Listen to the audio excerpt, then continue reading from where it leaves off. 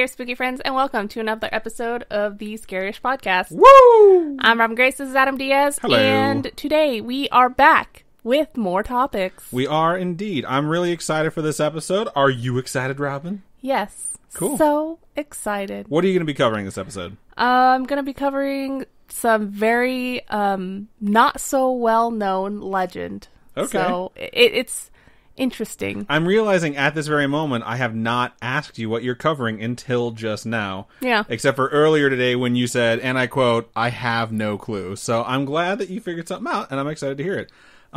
Although I did state that I was going to be covering the Manson family murders this episode, I am not. I'm actually going to be covering 2 years in particular that were very, very bad. Sort of inspired by the fact that 2020 has not been good.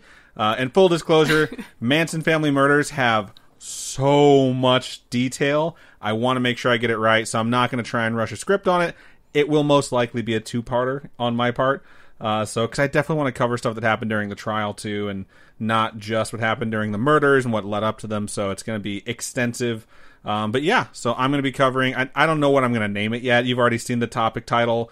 Whoever's listening to this right now is like, oh, okay, so that's what he called it. I don't have one in my brain right now, so it's like the tale of 2 years that were not very good, which is way too long. So it'll be a fun time, I think. We'll see. But I believe Robin is going to be going first. So I guess we can go ahead and get started. So Robin, take it away. Why is it so obnoxious? I don't know, because it's 1 a.m. It's and my horrible. DJ voice just starts to seep out when I'm this tired. All right, anyway, so I know there are quite a large number of zombie fans out there. Oh, wow. And I know we just came off our game stream this past Saturday where we played the Telltale Walking Dead game. Season 1. Which is, zombies, if you guys have never heard of The Walking Dead. We also had a watch party where we watched the Train to Busan, which is one of our favorite zombie movies. So this week, I'm going to cover a legend of zombies that hail from Scandinavia, or zombie-ish vampires type characters. Okay, that's interesting. It's very interesting. That's why when I came across these, I was like, what? How is this even a thing? I was just so confused. Well, I know like in Bram Stoker's Dracula. Bram Stoker, that's a different Dracula. I'd watch that. Well, he doesn't get zombies, but he gets like ghouls as like servants that don't quite turn, stuff like that. So I don't know. I guess I could kind of see those two things going together, but I'll wait in anticipation to see what you have to say. All right. So the Gjenganger, Gjenganger. I will trust you with whatever pronunciation you want to give that. So in Scandinavian folklore, they are, it's like a word that's used for revenant. And when you hear the revenant, what do you think? Like a spirit, like a vengeful spirit that's sticking around because it has unfinished business. Yeah, I think along the same lines, sort of, but it kind of reminds me of those ghosts from Lord of the Rings, Return of the King, where it's like those spirits that are trapped and they're stuck there because they're kind of cursed and they're like vengeful and they have like unfinished business. Yeah, I agree. That's when I see the word revenant, that's immediately where my head goes to, is those particular things. So yeah, it's like trapped spirits can still interact with the world. They got their things that they have to get done, sort of. So these are kind of similar-ish. The term derives from a few different things, but in a sense comes down to the phrase walking again, referring to the idea of walking after death. Okay. So the legend of these beings have a number of different tellings, which is normal with any cryptid or urban legend, etc. Anything that gets told over and over again. Details change. Right. Yeah, I got you. There are different reasons as to why these beings return from the dead. Some reasons being like murderers and their victims are seldom able to sleep peacefully in their graves, which is alright. The murdered, like the victims, I can totally see like they want to come back from the dead and seek revenge on someone, because they got freaking murdered. But I don't know why the murderers would want to come back, because I would assume they would sleep pretty good after killing someone. I wouldn't think they want to come back. I think they want to continue like their work. You know what I mean? Like I think of, and it's kind of funny because we were just talking about this, the Frighteners. The guy's a serial killer. He dies. and he still wants to kill people, you know? So Yeah. I think of that. That totally makes sense. I didn't, yeah. Boom, It you're makes welcome. sense. It's Gary Busey's son, by the way. Is it really? Yeah, it's 100% Gary Busey's son. Is he still alive? Yeah, he is. I've seen him in something recently. I can't Gary remember. Busey? Gary Busey's son. No. Is Gary Busey still alive? I have no idea. I'm pretty sure Gary Busey hasn't been alive for like 20 years. Shut up. And he's just been propped up and walked around like... Oh, I see what you're saying. I got it. Joke. Ha ha ha. Speaking of zombies. Oh my gosh. Oh my god. Okay, anyway, obviously it's No really... one at Gary Busey about my joke. He will most likely murder me. Yeah, right? Then there are those that commit suicide that come back as these things, which makes sense because they would have unfinished business, things like that. I think the most common idea is that these people come back because they have that unfinished business, which is like the Revenant thing you're saying. Seems like a typical tale of ghosts coming back, you know. What was it in Casper, right? He stays around because he has unfinished business? Or... I don't remember why he stays around in Cat. I don't don't think they really remember tell either. you. Unless it's just to dance with Christina Ricci. But how could he know that that was his destiny? I don't know. Oh my gosh, that movie, I get really choked up every time her dad becomes a ghost. Really? Yeah, every single time. I don't know why. If you guys haven't seen Casper yet, it's made in like the 90s, right? Yeah, it was definitely a And 90s movie, I think. So if you haven't seen it, that's a spoiler. But when her dad gets turned into a ghost, all the feels, you know? Her dad's Bill Pullman, for those of you who don't know. And I love him. He's great. I'd vote for him as president because of his speech from Independence Day. What? You've never seen Independence Day? No. You've never seen Independence Day? Nope. Oh my god! Man, I'm canceling this podcast forever. I can't even sit next to you. I can't even look at you right now. All right. Yeah, I think I might have caught it when I was really, really, really little when All right, my dad was watching it. let me All I just know toss is a that line. the White House blows up. Let me just toss a line at you. You tell me, does this ring a bell? Welcome to Earth. No? Oh my god. I can't even right now. Just keep going with your story. What it comes down to is that these beings, they need help to finally get some rest, be able to rest in peace. They come back as these dangerous beings, but keep the memories of their living lives. And it's just this weird thing to me that they've created this legend where their loved ones come back from the dead, and then they take it to a next level. Like, it gets even more intense. Because these aren't just ghosts.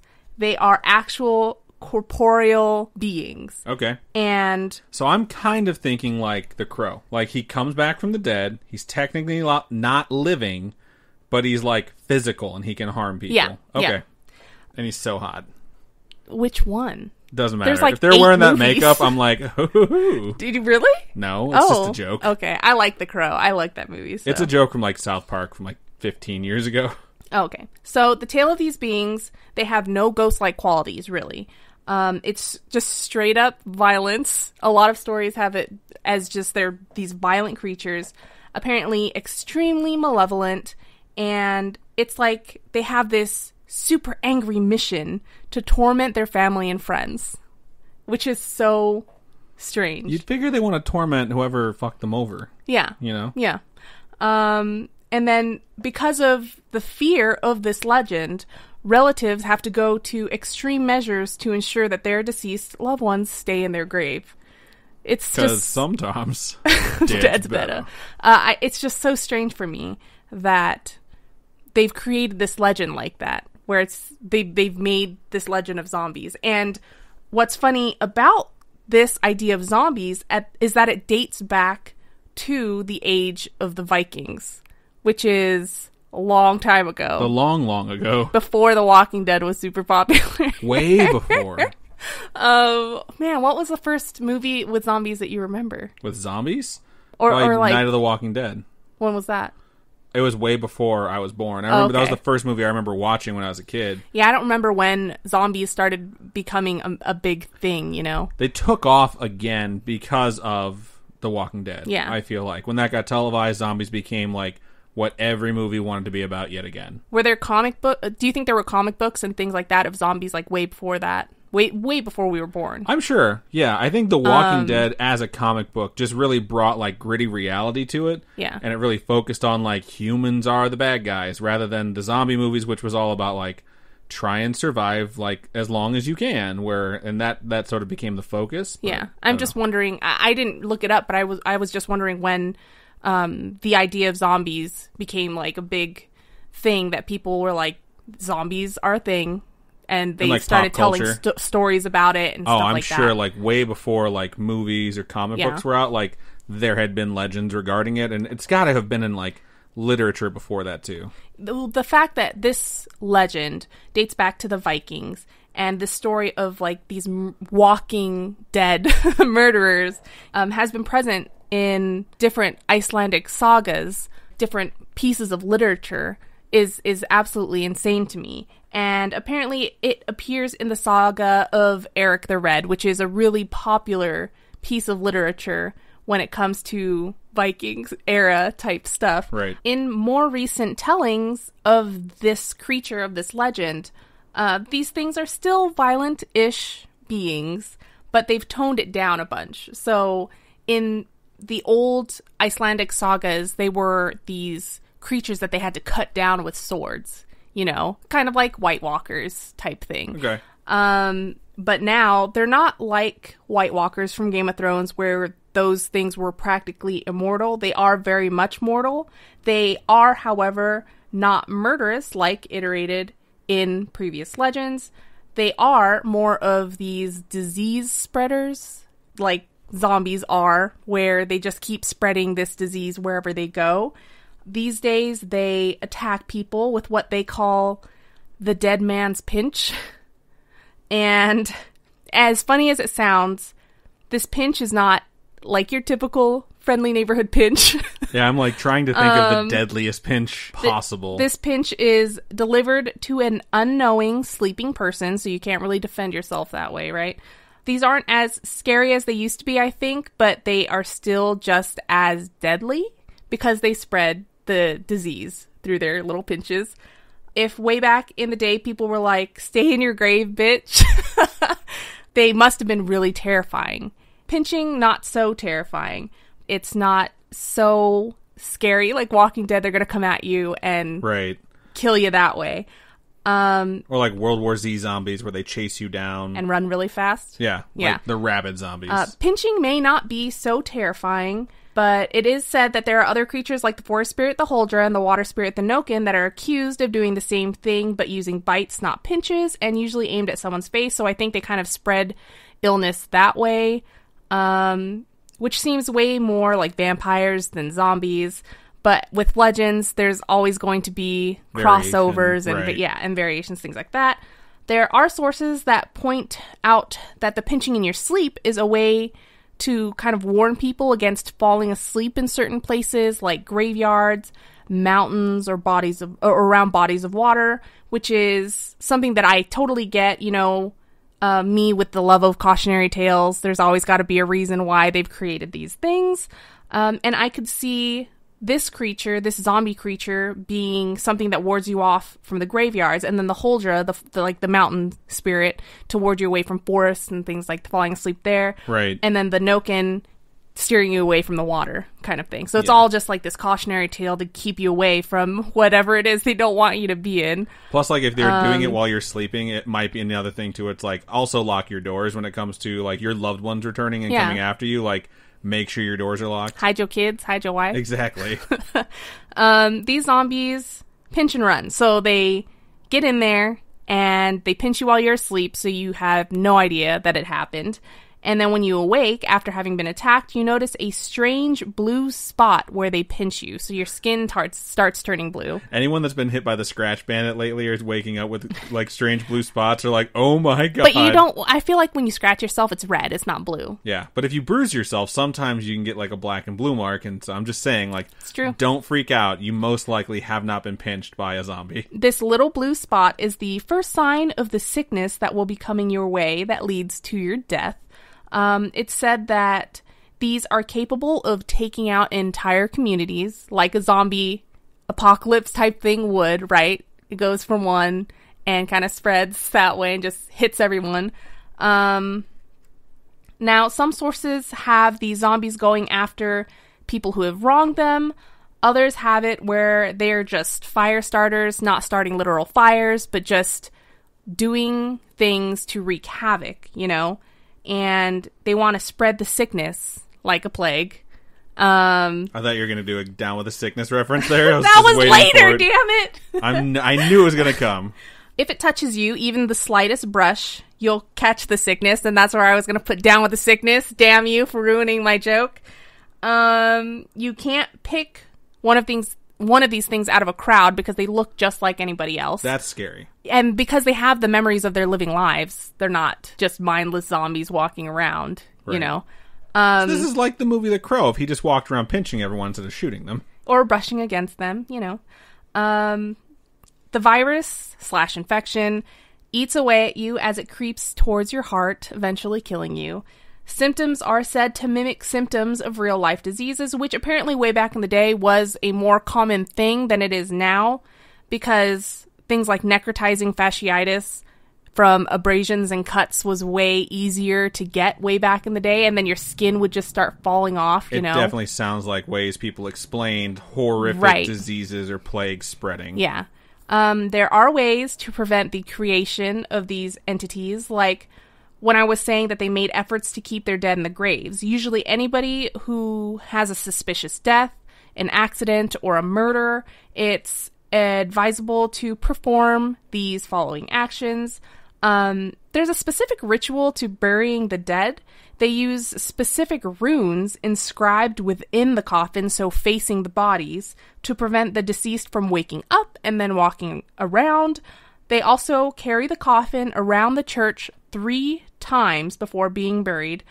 Some say that they carry the coffin over the church wall instead of through the church gates as part of their ritual, which I thought was really interesting. It is, yeah. And then any shovels used to dig the grave get left undisturbed in the shape of a cross, which leads to the next thing here. So to protect yourself, there are things you can do, which seem a little more vampiric to me than zombies, but probably because it's something that we've seen commonly to defend ourselves from zombies.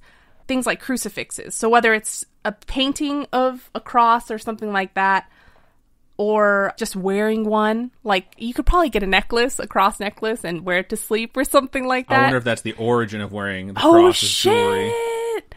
That's a good point. That's pretty interesting. Maybe. But it's probably just to ward off the demons. I would guess, yeah. And then there's different Christian incantations.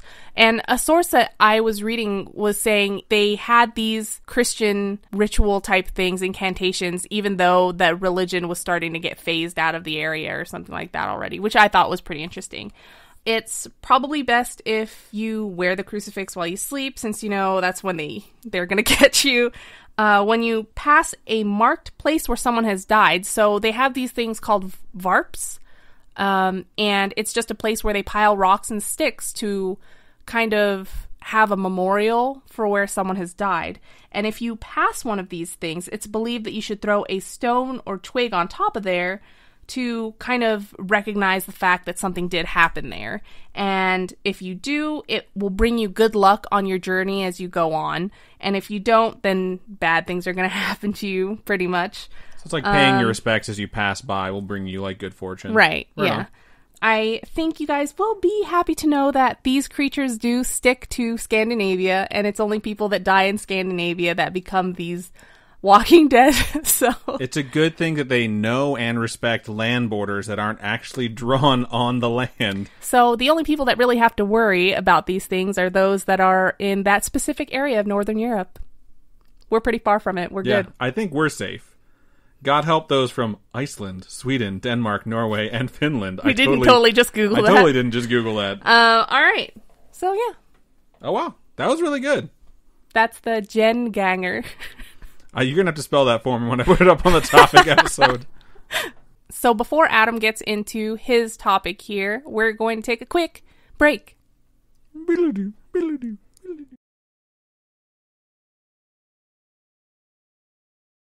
And we're back. All right, so like I mentioned this week, I was supposed to be covering the Manson family murders, but that's going to be delayed for a week. So no worries. I am going to be covering in the interim something that I really want to talk about. I want to talk about 2 bad years. So there's 2 years that I want to highlight. Is 2020 one of them? That were bad years. No, it's not. And they both have really interesting info. I didn't feel like either one was enough for a full topic. So like we do here, I decided to double down and combine it into one complete topic. And now I know it sounds weird, but I think it's a good thing to do specifically because 2020 to this point has been, objectively speaking, not so great. It's certainly historic. Like, if you were just taking environmental incidents that have occurred alone, like the Australia wildfires or COVID-19, 2020 would definitely be making the history books. It's not a boring year. It's not a year that's going to get passed over. Like, my mom and I were actually talking about this the other day. And people will talk about this year to come. That's what I'm saying. It's totally historic. Yeah. And I was just saying, like, instead of going with the whole, like, what does 2020 have in store for us next, I decided earlier this week that I would sort of wonder aloud, like, maybe for the second half of 2020, a lot of really good things will happen that'll leave us feeling very fortunate. Because we still have, like, most of June and then all of July through December, which is the second half of 2020. So I'm like, all right, let's hope things go well. Probably not, but who knows, right?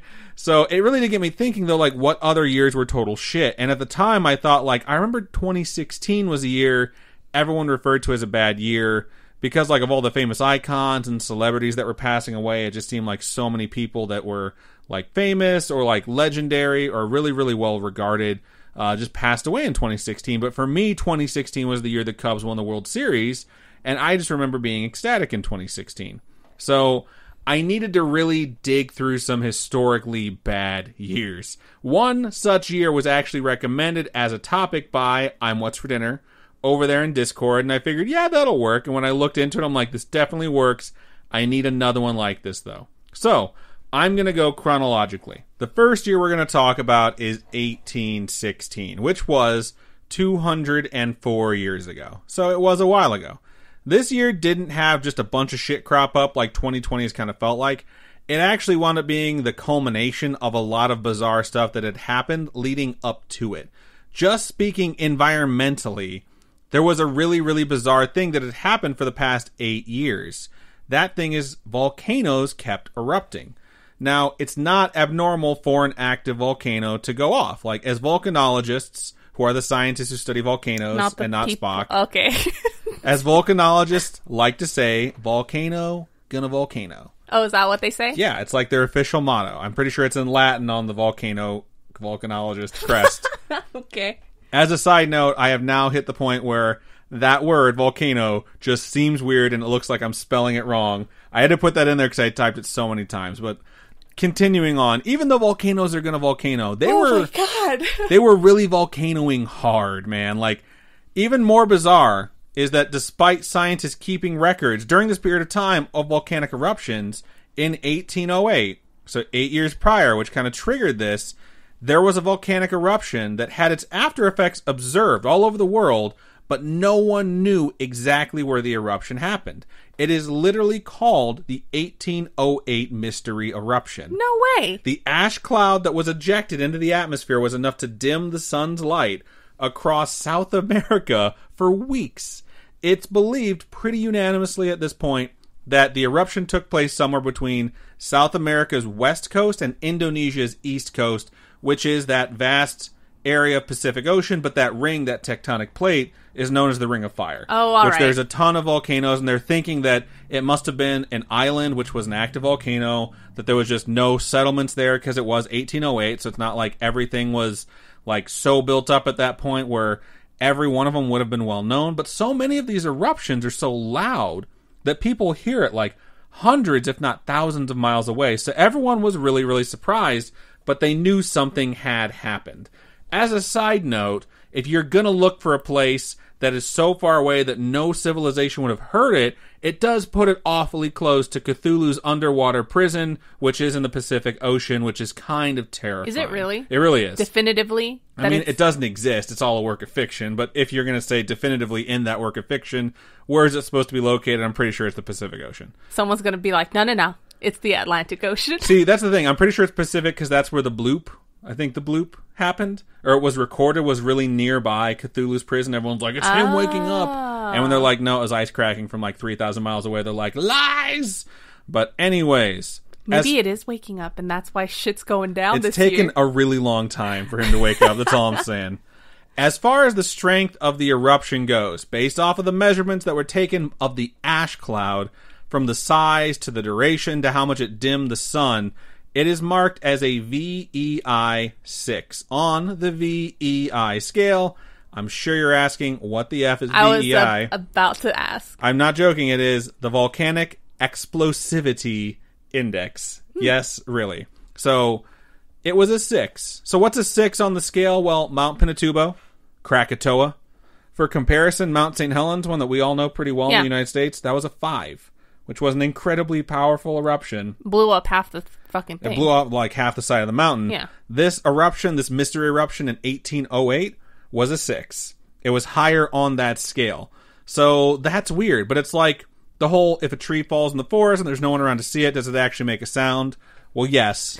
Yes, it does. And this super powerful eruption that no one was around to hear definitely had a direct result on other volcanoes around the world that would carry forth the next 7 years. They all sort of looked around like, wait, did the mystery volcano just go off? Oh, we're doing this, we're doing this! And they all just decided they needed to go. Wow. So over the next 7 years, there were 5 additional volcanic eruptions that measured above a 4 on the VEI scale. There were more than that. And this was all in the Ring of Fire. Well, not necessarily. I'm going to get to it, okay? But this is worldwide. There were 5 eruptions in 7 years that measured above a 4. And just for your information, a 4 on that scale is defined as, quote, cataclysmic, which is a step above 3, which is categorized as catastrophic. So if anyone ever asks you which is worse, cataclysmic or catastrophic, the volcanologists say cataclysmic is worse than catastrophic. What is the one going on in Hawaii right now? Like the active one? Yeah. It's a 1. Oh, okay. Because it's not explosive. It doesn't project into the atmosphere. It's just leaking its ooze? Correct. Okay. So, yeah, Hawaii's a 1. So, the volcanoes that went off over the next 7 years are as follows. La Soufriere, which is in the Caribbean. It's not in the Ring of Fire, which happened in 1812. Mount Awu, which was in Indonesia, which is definitely the Ring of Fire in 1812 as well. Suwanosejima, which was in Japan in 1813. And then Mount Mayon, which is in the Philippines, and that was 1814. So these all happened within 2 years of each other. And those are all above 4. I believe Mount Mayon was a 5. And then 4 of those 5 in that stretch being within the Ring of Fire is what leads everyone to believe that first one, this mystery volcano, had this impact which started triggering volcanoes around the world. Because of this constant massive eruptions, the atmosphere literally had massive amounts of ash and debris in it, just like consistently. And when we measure how the clouds can affect the weather and the brightness of the sunlight on the surface of the Earth, it's usually in relation to one volcano and one volcanic ash cloud. But in this case, at this point, it was 5 combined because they hadn't dispersed. So 1815 hit, which is, by the way, 1 year before our famously bad year that I haven't even gotten to yet. When 1815 hits, Mount Tambora would erupt. It is located in Indonesia, making it the 3rd confirmed in the last 7 years, possibly 4th if you include the mystery volcano. So when this one went, it did so at a scale of VEI 7. A 7 is defined as super colossal. FYI, the scale only goes up to 8. Yellowstone is 8. What's Pompeii? Pompeii is like a 5. What? So this thing went off, and it went off big. It was, at the time and still to this day, the largest eruption since 180 AD. So in 2,000 years. And people measure it against the 180 AD eruption, and they state that they believe this one had more of an effect, and it should be considered the largest eruption in human history that we've been able to measure since humans were sentient beings. Oh, wow. The explosion was... we've always been sentient beings, right? Since we've been around, it just depends on whether or not you believe in evolution, I suppose. Okay. So the explosion was heard over 1,600 miles away. So for perspective on that, I'm in Las Vegas right now. If the mountain were here and it blew up, the folks in Chicago would hear me die. That's how loud it was. Wow. It could be heard from that far away. And it didn't just blow its top and then spew some smoke and ash. It kept blowing up. It started on April 5th, 1815, and it was an active eruption until April 23rd, which is 18 days later, and the last explosion that came from the mountain was recorded on July 15th, over 3 months later. The ash continued to spew upwards into the stratosphere, which is over 12 miles in the sky, until August. Wow. This thing lasted for 4 fucking months. It blew so hard, it literally knocked 5,000 feet off the top of its mountain. Whoa. It reduced its own height by 1/3. So, okay, I have a question. When it comes to these volcanoes that cause 4 months of this stuff that's happening, right?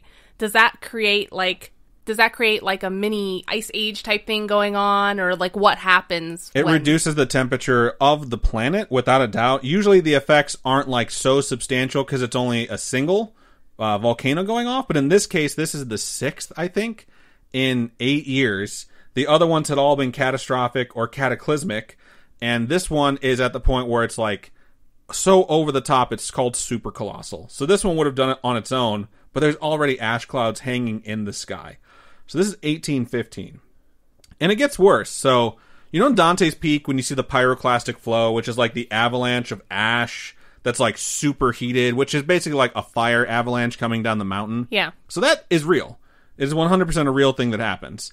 And in this case, it spread out across the island, and it covered the entire landscape all the way till it got to the sea. That's the stuff that froze all the people in Pompeii in place, Correct. Right? Okay. So this thing just flashed and went out over the land. Now, the where this is located is on a peninsula on an island, okay? And where the peninsula, obviously a peninsula, if you don't know, is an outcropping of land that's surrounded on 3 sides by water but connected to a larger landmass by one. Like Florida. Exactly, just like Florida. So imagine Florida, but if Florida was separated from the rest of the United States by a mountain. And when the avalanche of ash got there, the other mountain stopped it from covering the rest of the island. Oh, that lucky... Everyone behind that mountain were like... Oh my God. Whew! But like everyone like on the other side, they all died. Every single one of them. They were just evaporated. So it was insanely cataclysmic without a doubt. If this entire... And the other thing is too, like it blew off the top third of it and just started spewing lava, which I haven't even mentioned at this point. And like eyewitnesses say that the entire mountain was covered in lava. It's a 10,000 foot tall mountain covered in lava. If this was Mordor, Frodo and Sam would not have lived, okay? Oh God, okay. I'm just saying, Sauron ain't got shit on this mountain. So now, we're going to get to 1816. So, 1816 rolls around. Europe was recovering still from the Napoleonic Wars, which lasted for like 12 to 15 years. Food stores were at an unprecedented low because they were trying to support armies all over Europe. People were burning crops just to like burn out the supplies of their enemies. The wars had just ended like less than a year prior to that. It ended during 1815. And on top of that, and this is so fucking weird, it was the middle of what is known as Solar Cycle 6. I've never heard of this before. If someone out there has, give yourself a cool point. And I'll say it, no, give yourself a smart point too.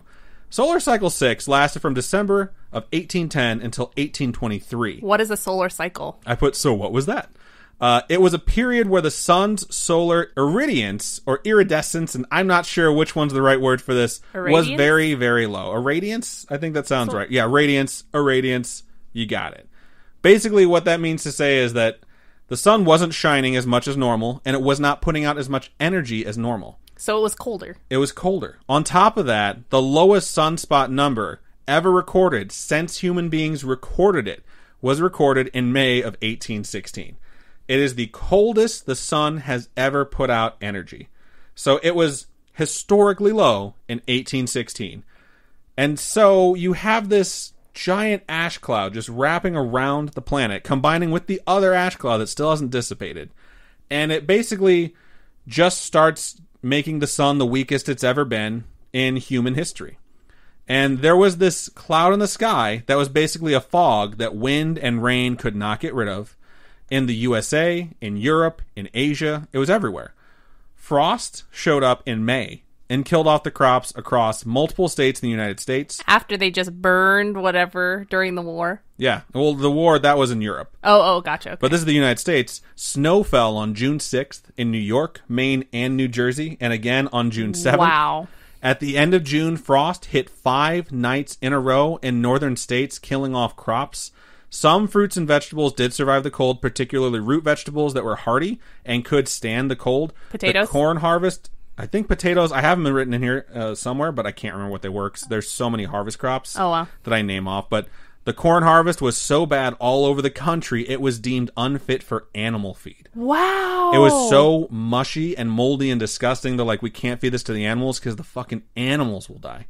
Massive famine in China resulted from this, and then China had historic flooding from a monsoon season that came incredibly late and stayed incredibly long, which destroyed even more of their crops. Because the weather's off. And killed more people. It changed the whole fucking weather cycle.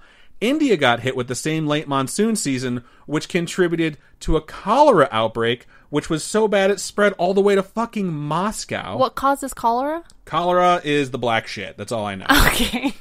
Snow fell in Taiwan, and for those of you who don't know, Taiwan is a tropical region. It's like where rainforests are, and snow fell there in 1816. It was so cold in Switzerland, near a glacier called the Gytro Glacier, a normally fluid and flowing spot of water, kind of like a waterfall, so to speak, froze over.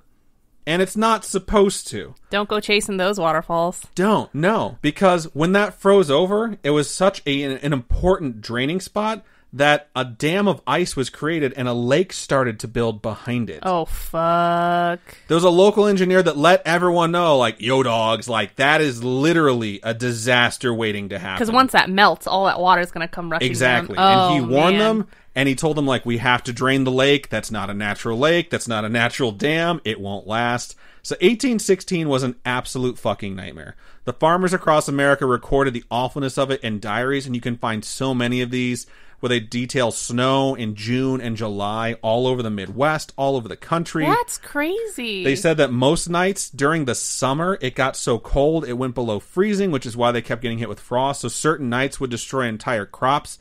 Some people said it would destroy a crop in an entire state. The entire world was affected by this, and 1816 is known as the year without a summer. Summer never showed up. Now, before I move on to my next bad year, there are some things about 1816 you need to know as a postscript.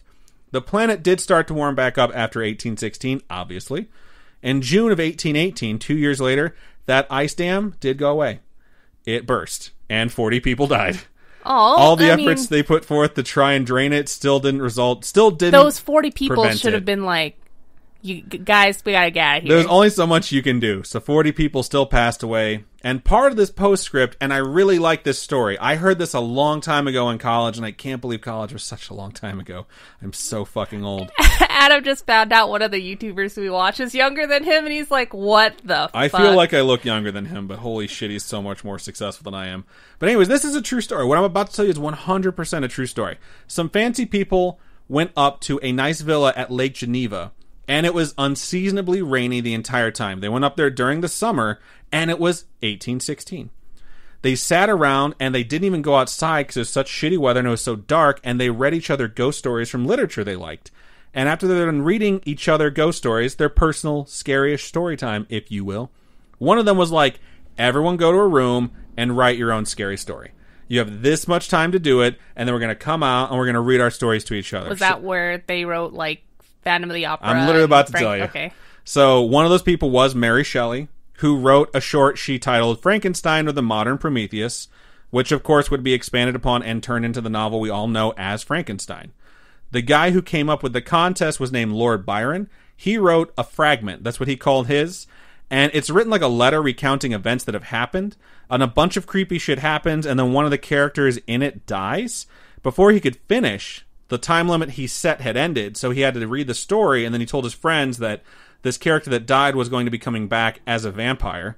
One of the friends that was there listening to this is named John William Polidori, who was so inspired by it that same year he decided to sit down and write his own novella that he titled The Vampire, or Vampire, the one that's spelled the weird way with the Y, which came out in 1819, 3 years later.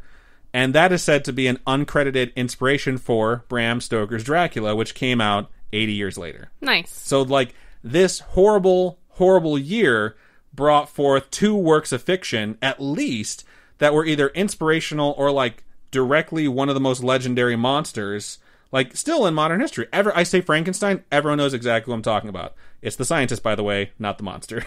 The monster's called Frankenstein's monster.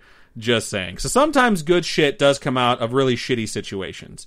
And I'm sure everyone who died and suffered horrendously in 1816 would agree that it was totally worth it to get two of the most famous fictional monsters of all time. Oh, God. So we're going to move on to my next bad year. The other year we're going to talk about is 1874, which is in the pioneer age, so I feel like I need to say it like 1874. What the fuck? It's a South Park thing. I've done this voice so many times on this show. She's the little Etch-a-Sketch. She doesn't remember any of my bits.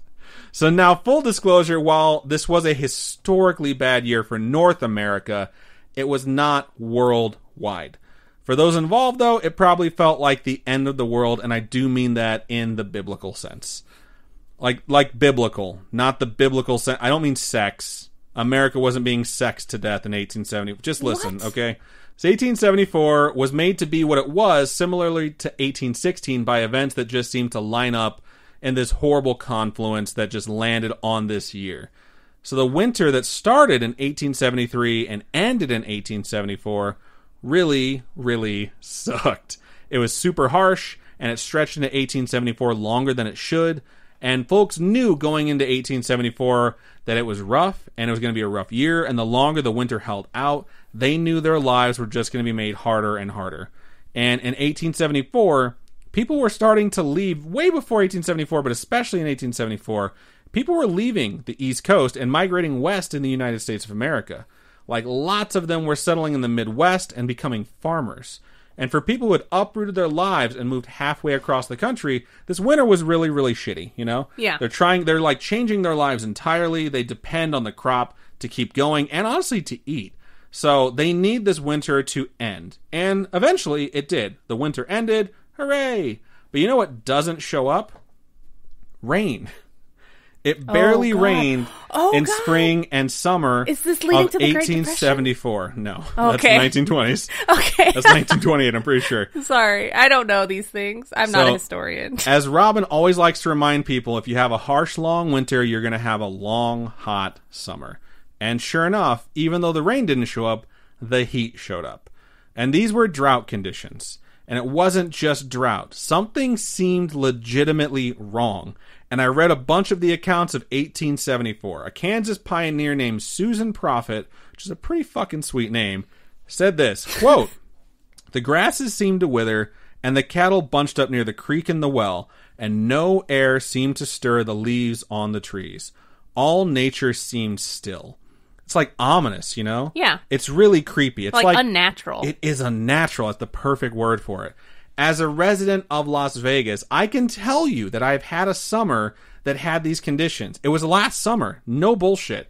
Lingering winter, really hot out of nowhere, no rain, which is fairly normal, but like no rain at all. And this literally happened to us last year, albeit on a much, much, much smaller scale. So in 1874, what showed up that fucked America and Canada hard is a little something known as grasshoppers. Ooh. Now, if you like recall, locusts or like... Well, here's the thing, and I'm going to get to that. Here's something I didn't know. When they're not in large groups and they're not migratory, they're called grasshoppers. When they're in large numbers and they start to migrate, they take on the moniker of locusts. It's the same creature. They're not different. Really? Yeah. So this was a very special type of locust known as the Rocky Mountain locust. They, for whatever reason, seem to be all gathering in huge numbers. Now, a Rocky Mountain locust is said to be about the size ranging from your pinky finger to your middle finger. Really? Yeah, that's literally what it's listed as. And unless you have tiny hands, you get an idea just by looking at your hand of how big these things were. If you have tiny hands, just picture a normal hand, and that's what they look so like. Fucked up. Don't cry. Don't make this about you, tiny hands people. Man, they were just living La Vida Locust. I hate you. Wow, so much. We had trivia at my work today, and it was 90s pop songs, and Livin' La Vida Loca came on, and we were just like, oh my god. So being from the Midwest, I don't really freak out about grasshoppers. I've seen them in large numbers. I've seen the years where you have a bunch of them. Like last year, like I mentioned, we experienced it. They swarmed Vegas. It was all over the news. It was so bad they showed up as rain on the radar. Gross. Like when you saw the beam of light that was coming out of the Luxor, it was just like filled with insects. It was something out of like a sci-fi movie. It was disgusting. So picture that. Like anyone who's from Vegas or anyone who saw that Vegas footage of how bad that was, they were fucking everywhere. They had to hire people at the casinos to shovel the sidewalks to get the fucking, like, their locusts, to get the locusts off the fucking sidewalks. What we had last year was nothing, fucking nothing compared to 1874. Anyone from 1874 that would hear us complaining about it would be like, shut your goddamn mouths. Holy shit. Was that like a predecessor of 2020? Like, we got it's like... Well, here, 1874 was so much worse, though. That's the thing. Like, it was like every Rocky Mountain locust that existed decided they all needed to get together. And this is not a fucking joke. This is 100% true. According to scientific estimates and the Guinness Book of World Records, 12.5 trillion Rocky Mountain locusts would descend on the Midwest of America and the provinces of Alberta, Saskatchewan, Manitoba, and some of Ontario. I can't begin to explain how big of a number a trillion is. And I'm going to try, okay? We like to do this thing where I try and explain the scale of numbers. And I think in this case, the best way to do it is with dollars. So think about how much you make in a year, okay? Whatever your yearly salary is, your desired yearly salary when you graduate, whatever it is, okay? Think of that number. I'm going to take the number, which is nice and round and just easy to go with, $50,000. If you make $50,000 a year, we're going to use this experiment. So whatever you're at, above or below, let's just say you're making $50K a year, all right? Let's say you get every single dollar you make. No taxes, nothing. And you don't spend any of it. Everything's free.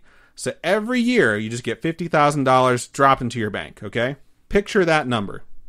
It would take you 20 years to make $1 million, okay? What? 20 years. A fifth of your life if you live to be 100. 20 years to make $1 million if you're making $50,000 a year, all right? Now let's assume the same situation exists, and you say, I want to be a billionaire. I don't want to be a millionaire.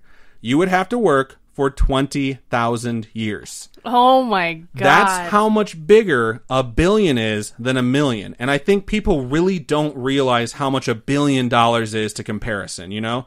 You hear $1 million, you're like, what about $1 billion? Like, that is so much more fucking money, it's insane. So what's a trillion? Well, anyone who knows the trick of just adding zeros on knows. But if you make $50,000 a year and you tell your friends, I'm going to be a trillionaire, you would have to work for 20 million years to make $1 trillion. That's how numbers work. Do trillionaires exist? They don't. There's no trillionaire on the planet. There's only billionaires. And it's fucking unfathomable to have that much money because you are so dependent on so many other people to get that much money or inherited wealth to get that much money. Liz and I were talking about this the other day playing Call of Duty. Yeah, we really were. So just trying to picture $1 million. Try and picture $1 million in your brain. Picture the biggest room you can find. Someone says, I'm going to give you $1 million. It's all going to be in singles. You're like, fucking make it rain. And all your friends are around shooting fucking money on you like you're the hottest stripper on the planet, okay? And all those singles rain down on you, and there's 1 million of them. Now transform that dollar bill into a middle finger. Then transform that middle finger into a bug that can fly. Oh, God. Okay? So now you're just surrounded with fucking grasshoppers, which at this point, because there's so many, are locusts, right? I've been hit in the mouth by one grasshopper. I can't even imagine being attacked by 1 million of them. You're standing in this room with 1 million, okay? Now you want to know what a trillion's like? Take whatever picture you have in your head, which you might not even be able to picture, and multiply it times 1 million. Do it 1 million more times. And that's a trillion. Now take whatever picture you have in your head, which I'm guessing almost every single one of you have given up trying to picture this, and multiply that by 12.5. That is how many fucking locusts got together to fuck 1874. The first time this was seen by one of the folks alive in 1874, they described it like this. This is an actual quote. They looked like a great white glistening cloud, for their wings caught the sunshine on them and made them look like a cloud of white vapor. It seemed as if we were in a big snowstorm where the air was filled with enormous-sized flakes. When the cloud landed... Okay, this is me talking now. When the cloud landed, it literally consumed every bit of foliage that existed. Like, it would land and just decimate the crops almost immediately. Wheat, potatoes, beans, barley, strawberries, corn, tobacco, melons, any fruit that grew on trees, any vegetable that grew above the ground or near the surface. Some root vegetables did survive, but their stems, which were foliage, were immediately consumed. There were so fucking many locusts that when they landed on the trees, the sheer weight of them made the branches either snap off or collapse to its side. There were reports that unfortunate folks that were outside and couldn't rush inside immediately literally had their clothing eaten off. No. No bullshit. What? In particular, the color green. Some lady had this description of how she had a dress, a white dress with pretty flowers on it that had a green stripe going through the middle. No. And that when they landed on her, the flowers were immediately eaten off and the green stripe was eaten off and her dress fell off. This isn't bullshit. It sounds this like bullshit. Literally fucking happened. Oh my God. It's insane. Sometimes folks cover their gardens in like blankets or cloth to protect it from like rodents or bugs in this case. And when they landed on that, they consumed the blankets or the cloth that were on top of the gardens and then the garden below. You know these things were evil when they ate through a blanket. Because blankets are supposed to be shields from evil things, you know? Yeah. But this blanket didn't protect a fucking thing. It like evaporated when these things landed. When the swarm was in flight, it was so massive and so thick, and this is 100% true, it would literally block out the sun if it was overhead between you and the sun. The day would become night. The sun could not penetrate the cloud of locusts. The longest recorded time this is said to have occurred is 6 hours. Wow. They were in flight for 6 hours, and towns all over the Midwest were dark during the middle of the day. They estimate that the weight of the swarm that flew across the country was 27 million tons. Tons, not pounds. So 27 million times 2,200, I think, is how much a ton is. It's not a metric ton. If you want to know how big that is, do you know the Great Wall of China? Yeah. It's half the weight of the Great Wall of China. Wow. And it's flying through the air and eating everything in sight. This was obviously known as the Year of the Locusts. One of the newspaper articles, which I will be posting to our Instagram, put a fucking picture of anthropomorphic grasshoppers the size of people beating up people and stealing their shit. It's the funniest fucking thing I've ever seen. People did not think it was funny back in the day because they were literally destroying lives. There's an article about how 6 family members had everything of theirs eaten, from clothing to crop to food, but they refused to leave. They all starved to death. When people started starving, they literally just abandoned their homes and went back east. This is 100% true. In the year of 1874, it's estimated that the state of Kansas lost 1/3 of its population to people that literally just noped the fuck out. They're like, plague of locusts, huh? Fuck this. I'm going back to the East Coast. They packed their shit insane. and they fucking left. Human migration in the United States and Canada from the East Coast west fell by 20%. Wow. In 1874. 1 in 5 people that were going to be leaving were like, yep, fuck that. I'm staying. Like, I'm not dealing with that. The locusts destroyed $200 million worth of crops alone. I am not sure if that number is adjusted for inflation. I assume it is. If it is not, that would mean that they destroyed $4.5 trillion worth of crops. And it's not like they magically disappeared, you know? They just kept moving and trying to find more things to eat while procreating, because grasshoppers don't fucking live that long. Winter would show up and start killing them off at the end of 1874, but the grasshoppers just started to swarm anything that was warm when the sun would set. So there's 12.5 trillion of them, and some of them are going to survive. You know what held heat really, really well back then? Railroad rails. What? So they would land on railroad rails to stay warm, And the trains had to run, one, slow enough to keep from derailing from all the fucking locusts, but two, fast enough so it could plow the fuck through them. They had to deploy manual labor to just get this nasty shit off of the rails. They were just getting this goopy grossness of dead locusts off the railways, which were fucking everywhere. Wow, that's... Oh my gosh. By 1875, the swarm had reduced, but it was still massive. And when I say massive, I mean massive. A measurement was taken from a meteorologist in June of 1875 and found the cloud of locusts, this is a year later, to be 1,800 miles long and 110 miles wide, making it 198,000 square miles in area. For reference, California, the state of California, is 164,000 square miles. That's how big it was in 1875. So you're probably wondering, how big was it in 1874? This is where the Guinness Book of World Records comes into play, based off the measurements, based off of what they're able to witness. One, it's the largest gathering of any specific or single creature, living creature, in documented human history at 12.5 million of the same creature. Wow. It is also the largest area they have ever taken up in one grouping, because everything's called something different, like a murder of crows, a school of fish, blah, blah, blah, blah, blah. So the plague of locusts roughly covered an area of 2 million square miles. The entire United States is 3.8 square miles. Oh my God. 3.8 million square miles. The plague of locusts covered over half of the fucking United States. Wow. You hear that and you're like, there is no way. But it 100% happened. And this is the part that was so fascinating to me. And when I realized our scripts had a lot of overlap earlier. People in 1874 tried all different ways to hold off the locusts. I originally said they were putting blankets and shit over it. That wouldn't work.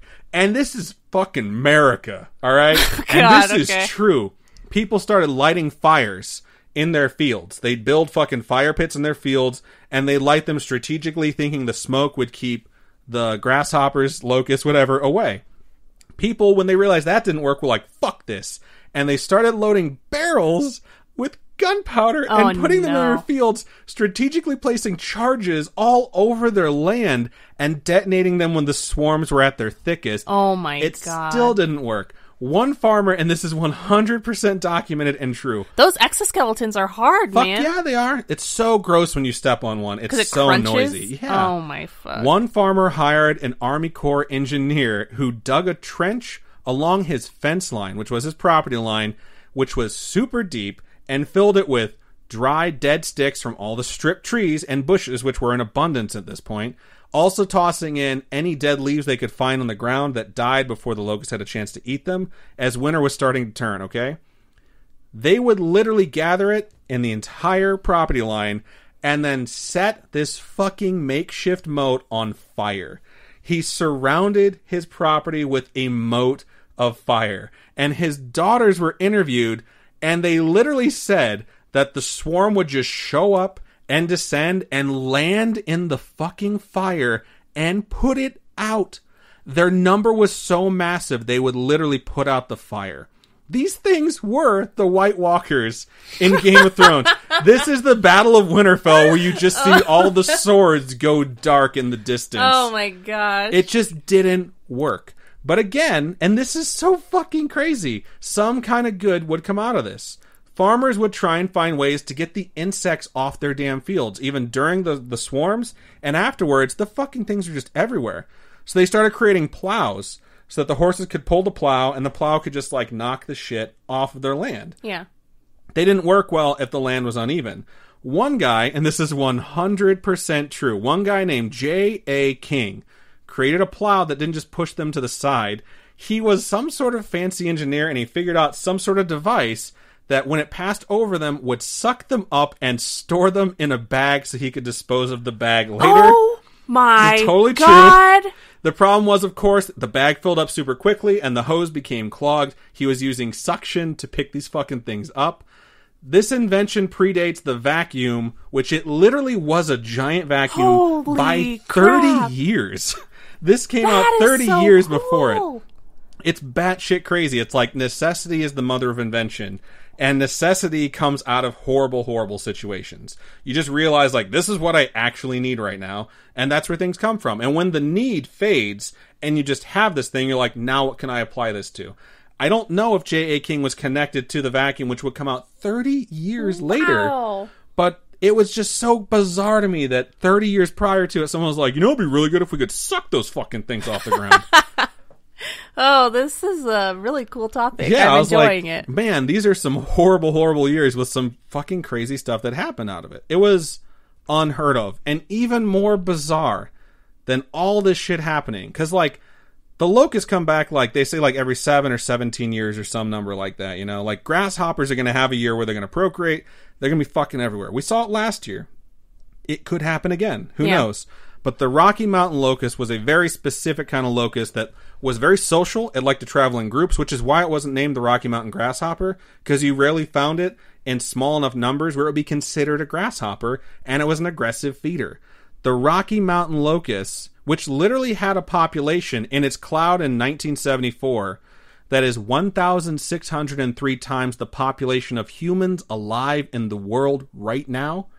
That Rocky Mountain locust was declared extinct in 1902. Shut up! 28 years later, no fucking way. None of them existed anymore. No fucking way. None of them exist. How did that happen? No one knows. There's a glacier somewhere where they spread to in Canada and some places in Minnesota that have permanent frozen ice that have corpses. There's a glacier called Grasshopper Glacier that has Rocky Mountain oysters, Rocky Mountain locusts in it still. And they say that people hated these fucking things so much, no one saved samples of them. They're almost impossible to find unless you go to the glacier. The guy who discovered the species, he discovered them like 20 years before the outbreak. And like the Latin name of it, the second part of Latin means despised. Because he just knew they were going to cause so many fucking problems. Oh my gosh. By 1902, they were declared extinct. Wow. Whoa, this has been an emotional roller coaster. Right? It's crazy. It is so fucking crazy. And when I read that, I was like, yeah, like, I know there's a lot of species that are endangered because of humans. It makes me feel guilty. It makes me feel bad that, like, humans can, like, eliminate an entire species of animal, you know? But in this one, it's like, we kind of fucking got the last laugh, you know? Yeah. You're going to ruin our country and Canada. You're going to ruin our continent. Fuck you. Give us 30 years and we're going to kill every single one of you. That is so... something must have happened within their colonies too. Like they migrated somewhere where they just couldn't reproduce and it just... Well, they need to be in a hot, dry climate. And because there was so big, such a big swarm of them, they moved out of it. They moved into like moderate climates that were filled with moisture just so they could feed. And they just fucking kept going. They got to New York. They got to New Jersey. They hit the fucking East Coast. Like, they just kept going, and they just kept dying along the way, scattering just bodies. millions upon gross. billions of carcasses across the country. And that's what happened in 1874. So, yeah, 2020 is a really, really, really bad year so far. But let's all hope that the last half of the year turns around... Because this kind of puts things in a little bit of perspective. Because I'm just saying things could be worse. They really could be worse. Yep. Things suck. They can always get worse. And they will get worse if there's one person out there who's like, things couldn't get any worse. I mean, we haven't really been hit by the murder hornets yet. So yeah, they showed up. We know they showed up. But like, those kind of faded into the background. It's not like we have 12.5 billion of those things flying around. God, can you just a fucking imagine? Nightmare. A swarm of those things? Oh, my Lord. So those are my two bad years, 1816 and 1874. And hopefully the tale of these 2 years has given you some distraction from the awfulness that is should name the 2020. Title. The title should be A Tale of 2 Years. I'll do A Tale of 2 Years. That'll be the name of this episode for me. So that is, however, the end of my topic.